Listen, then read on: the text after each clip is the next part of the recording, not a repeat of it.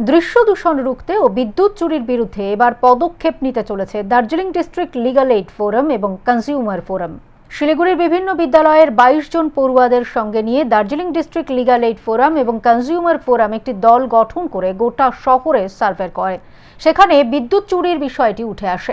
Siliguri Mahananda bridge থেকে শুরু করে এনজেপি পর্যন্ত এবং শহরের কোর্ট মোড় পর্যন্ত যে সমস্ত কিয়স্কগুলো লাগানো রয়েছে সেই সমস্ত কিয়স্কগুলোতে বেশিরভাগই অবৈধভাবে বিদ্যুৎ ব্যবহার করা হয়েছে বলে অভিযোগ তোলেন তারা। সোমবার সেই সমস্ত কিয়স্ক কোম্পানিগুলোকে তাদের বৈধতা প্রমাণের জন্য বার্তা দিতে শিলিগুড়ি জার্নালিস্ট ক্লাবের সাংবাদিক বৈঠক করে Darjeeling district legal aid forum. তারা জানান কিয়স্ক কোম্পানিগুলো যেন অতি দ্রুত শিলিগুড়ি পুর নিগমে গিয়ে তাদের বৈধতার প্রমাণ করেন, নচেত অবৈধভাবে বিদ্যুৎ ব্যবহারের অভিযোগে বিষয়টি নিয়ে আদালতের দ্বারস্থ হওয়ার হুমকিও দেন তারা। শিলিগুড়িতে আমরা দৃশ্য দূষণ যাতে না হয়, দৃশ্য দূষণের বিরুদ্ধে আমরা শিলিগুড়ির 22 জন স্টুডেন্টকে নিয়ে এবং আমাদের Darjeeling district legal aid forum, consumer forum এর সবাইকে নিয়ে আমরা একটা সার্ভে করি এবং তাতে কিছু ল্যাকুনা, তাতে ইরেগুলারিটি উঠে আসছে।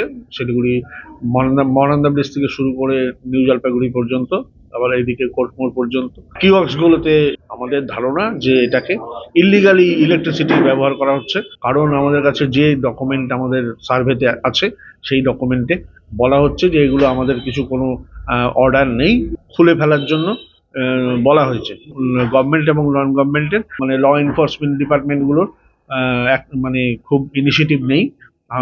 আমরা কিছুতেই শিলিগুড়ির মানুষ এই দৃশ্য দূষণ এবং এই বিদ্যুৎ চুরি থেকে শুরু করে বিভিন্ন ধরনের যে ইলিগাল অ্যাক্টিভিটিটা হচ্ছে, আমরা লিগ্যাল এইড ফোরাম থেকে আমরা বিভিন্ন সময় যে দেখছি, সেটা আমরা চাইছি যে আমরা এই পুরো ব্যাপারটাকে যাতে গভর্নমেন্টের এই যে এত লক্ষ লক্ষ টাকার যে রেভিনিউ নষ্ট হচ্ছে তার এগেনস্টে আমরা কোর্টে গিয়ে এটার বিচার চাইবো।